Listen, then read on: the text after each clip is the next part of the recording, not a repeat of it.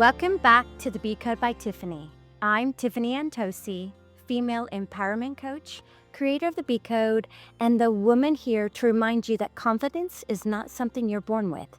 It's actually something you build, which to me makes it a ton more attainable and hopeful. If you've ever looked at another woman and thought, she's just naturally confident, or I wish I had what she has, this episode is for you. Because confidence isn't loud, it isn't arrogant, and it's definitely not perfection. Confidence is trust. It's trust in yourself, trust in your voice, and trust in your ability to figure things out even when you've never done it before. So today we're going to talk about the C, confident, what it really means, how it's built, and how you can start embodying it even when fear is present. This episode of the Be Code was brought to you by my upcoming book, How to Become a Bitch and Live Happily Ever After. In this book, I reclaim bitch as an acronym. It's not about attitude, it's about freedom. And inside, I take you deeper into each of these 5 pillars, expanding them into a full journey back to yourself. This book is my heart, my story, and the framework that has helped countless women transform their lives. It comes out this year, but you don't have to wait. I created a free Be Code starter guide just for you. 5 pillars, 5 practices, 1 powerful shift, so that you can start stepping into your bold, independent, tenacious, confident, and honest self, which just happens to be the best version of you. It's yours at blossomlifeco.com/Be Code starter guide. Download it today and start living your Be Code. Let's talk about what confidence is. And I just want to be clear about something, because confidence is not being the loudest person in the room, and it's not having all the answers, and it's definitely not never feeling insecure. But confidence is self-trust. It's trusting yourself to make decisions, even imperfect ones, and being okay with that. It's trusting yourself to speak even when your voice shakes. It's trusting yourself to handle whatever comes next, even if you've never been there before.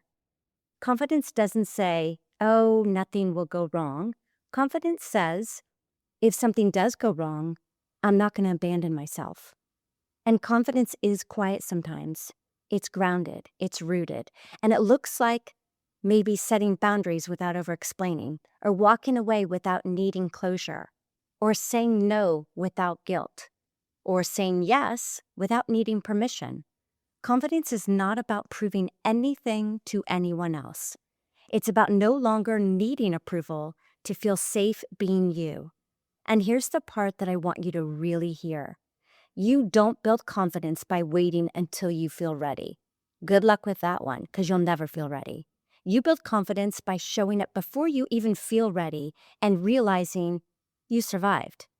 Every time you choose yourself, every time you don't shrink, every time you honor what you feel instead of questioning it, you are building confidence. And the more you trust yourself, the less you need validation from the outside world. That's real confidence. Here's a demonstration of how confidence is built through action. Let me tell you something that most people don't expect about confident women. We weren't always confident in every moment. And still today, I'm not confident in every moment. But there are times in my life when I knew exactly who I was, and this is one of them. One of the clearest moments of confidence in my life happened in my 20s, and it had nothing to do with insecurity or second-guessing myself. I was on a date with a man who on paper was everything. Tall, handsome, intelligent, studying to become an attorney. The kind of man that many women would have tried to impress, or certainly would have tried to mold themselves around. But early in the date, he decided he'd pull out an illegal substance. Bad idea. In that moment, I felt it. The crossroads.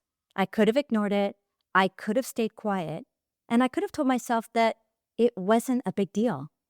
But it was a big deal. It was a big deal to me. And then, obviously, the date didn't go that great after that. But then when he took me home, he tried to kiss me by grabbing my face with his hands and forcing my face toward his, even though I had turned my cheek, which to me was the biggest hint. And everything in my body said no. I could have shrank. I could have frozen. I could have let it happen just to avoid the discomfort, but I didn't. I was fully confident in who I was, and more importantly, I was fully confident in my values. So I stopped it, and I spoke up, and I honored myself. And that to me is real confidence. Because confidence isn't performing, it isn't pleasing, and it isn't winning someone over. Confidence is the willingness to be yourself, even when it might cost you something. And that moment wasn't about whether the date went anywhere. It was about choosing self-respect over shrinking and not aligning with my values or morals. And I walked away knowing something powerful. When you honor yourself, you never lose. That's how confidence is built. Not before action, but through action. I want to walk you through a short exercise, and I want you to close your eyes if you can. Obviously, if you're driving, do not attempt this. So either imagine this, or if you're in a place where you can close your eyes, and then I want you to take a slow breath in through your nose and gently exhale. And now, instead of trying to imagine a future version of yourself, I want you to go back. I want you to think of a moment in your life, big or small, when you did feel confident. Because I believe we all have had confident moments. We might have forgotten, we might have pushed it down, but we've all felt confident before. Maybe it was a decision that you made, or something that you said, or perhaps a boundary that you held. A moment where you trusted yourself and let yourself really be there. And then I want you to ask yourself this question. What did it feel like in your body?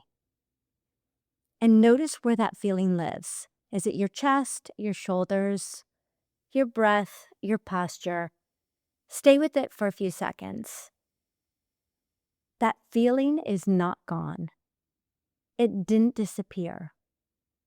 Confidence lives in you because it has lived through you before, and you can return to it any time you choose. But it does take practice. This is where we bring in my flip the switch technique, because confidence is built first and foremost at the thought level. So when you have a limiting self-sabotaging belief, I want you to catch it, and I want you to catch it right away. So notice it when you think, I'm not confident enough, or I'm not ready, or I'm not as good as her. That's the old program talking. And now I want you to challenge it by asking yourself, is this a fact or a habit? Who taught me this? Or what evidence do I have that I can't handle this? And most of the time, there is none. And now I want you to change it, and I want you to replace the thought with a more empowering one, and one that actually serves you. You can even tell yourself, I have plenty of evidence to show that I can handle this, or I'm learning to trust myself, or I don't need to be perfect to be confident. Maybe even, I grow confidence every time I show up. And I want you to say it until it becomes familiar. And then I want you to say it until it becomes true. And the only way this happens is by practice. The more you practice, the more my flip the switch technique becomes your default system. It becomes an automation. And every time you end up having a limiting belief, you will automatically be able to replace it with a more empowering one.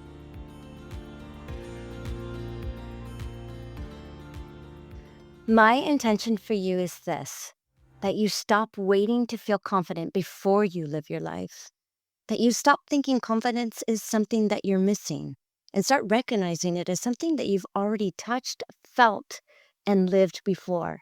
My intention for you is that you begin to trust yourself again, your instincts, your body, your inner knowing. That when you feel the urge to shrink, you pause and you ask yourself, what would it look like to honor myself here instead? That you learn confidence isn't about being fearless. It's about being loyal to yourself.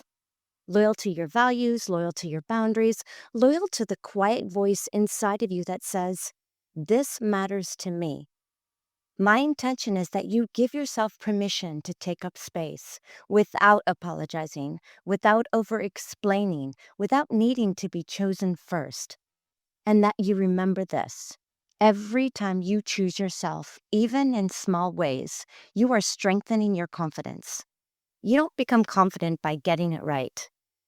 You become confident by refusing to abandon yourself. And the more you choose you, the steadier, the calmer, and the more grounded your confidence becomes. So, here are some takeaways and reminders for this confidence episode. Before we close, I want to leave you with a few reminders that you can come back to anytime. Remember, confidence is not loud, it's rooted. Confidence is built through action, not perfection. You don't need to feel ready to trust yourself. Your body is one of the greatest sources of wisdom. Boundaries are not a lack of confidence, they are actually proof of it. You've felt confident before, which means it already lives inside you. So trust yourself.